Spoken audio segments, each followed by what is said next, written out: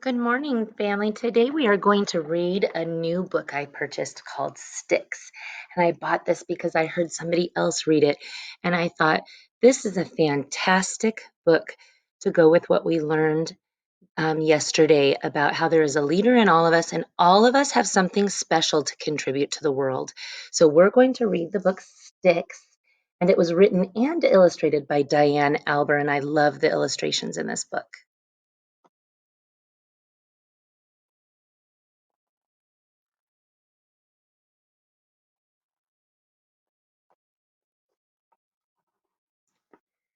This story begins on a hot summer day when a cold, tasty treat began melting away.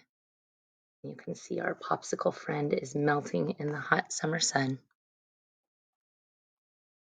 It was so very hot, and it happened so quick. What once was a popsicle was now a stained stick. So you see, it was a popsicle here with just one little bite taken out of it. But after standing in the sun, all of the popsicle just melted away. And now there's a stick and it's stained. Do you know why it's stained? Why do you think it has a stain on it? Yes, I think it has a stain because that's where the popsicle juice or the juice that was frozen into a popsicle was, and it's left a mark. Deep in a puddle that was getting quite sticky, this sad little stick cried and felt rather icky. You can see a speech bubble here. So this poor, sad, crying stick is speaking. I should not have gone out when it was so hot. I was sweet and amazing, but now I am not. What can I do? This has all gone so wrong. I'm just a plain stick. Oh, where do I belong? So now he's not sure what to do because he only knew how to be a popsicle. Then Stick heard a voice from way up in a tree. Hello down there. You can come hang with me. I couldn't help hearing what you have been through. My name is Twig, and I'm made of wood too. So this speech bubble is coming from right here, from this twig of the tree. Do you notice anything else about this picture? I don't see much else. He's in the grass. There's the tree where the twig is. I just see this little, looks like a birdhouse made of sticks. Please do not cry and just listen to me. Before a sweet popsicle, you were part of a tree. There's so much in this world for you to explore. You will get through this and be more than before. Do you know what she means when she says that before this friend was a popsicle, it was part of a tree? Do you understand what she means? Did some of you say that when wooden things like popsicle sticks come from trees? They do. We cut trees down and we make wooden things out of them, like popsicle sticks and pencils and even paper. Twig quickly jumped down from the very tall tree and said, Stick, there is something I'd like you to see. Sometimes things happen and the reasons aren't clear, but give it some time and the answers appear. So the twig came down from the tree. You can see the spot where she used to be. She's trying to help her friend, the popsicle stick, out. And she's saying, maybe you don't know why you melted away, but sometimes things happen, and after a little while, you'll know why they happen. She knew her friend Pencil could draw something grand. Hopefully, he could help Stick understand. So here's Twig and Popsicle Stick, and over here is her friend, the Pencil, who's also made of wood. And she's hoping that the picture he draws will help Stick understand what's happening. I was once a stick too, and nothing much more, but then one special day, I got a gray core. I didn't know how to draw, so I swirled an ice line. And then I discovered I'd made a design. So the pencil didn't know what its purpose was, and then it realized its purpose was to draw.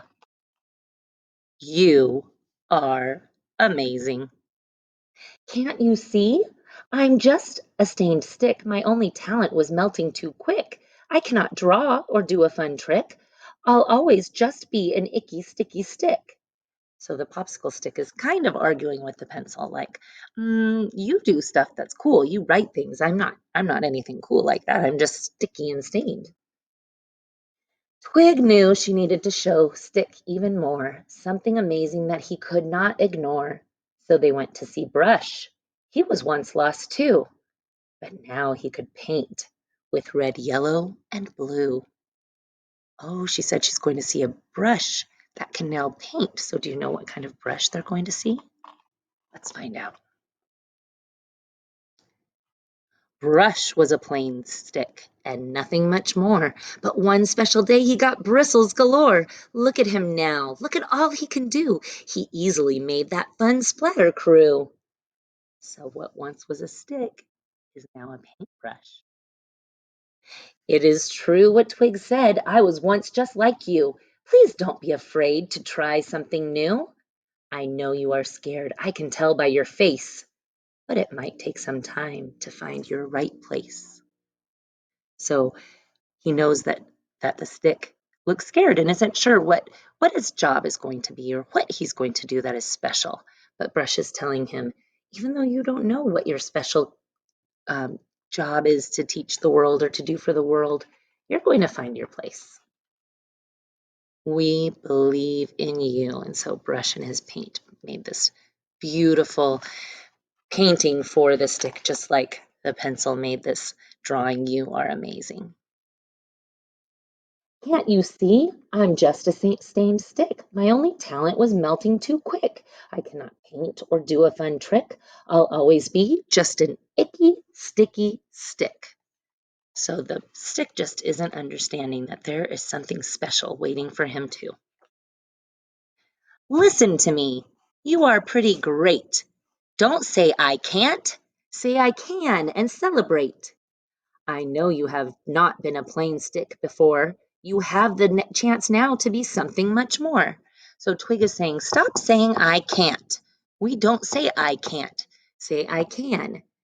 And that's what we are going to do in class. We're not going to say I can't. Maybe we can't do something yet, but there's always something we can do if we keep working on it. And so she's saying, just wait. You're going to be able to do something. Twig saw that Stick was still very upset, so she thought they should go back to where they first met. Back at that sweet puddle of sugary goo, Twig thought Stick might find a good clue. Then Twig looked up. It's been there all along. That little stick house could be where you belong. So they went back to the puddle, and Twig pointed to the house. And she sees a clue. Do you see a clue? I see one spot where something is missing. Do you see that? What do you predict is going to happen? Twig was excited. She ran up the tree and she shouted to Stick, hurry up, follow me. Stick couldn't believe Twig had climbed up so high. I've never climbed a tree and I'm too scared to try. So Twig ran up and said, get up here.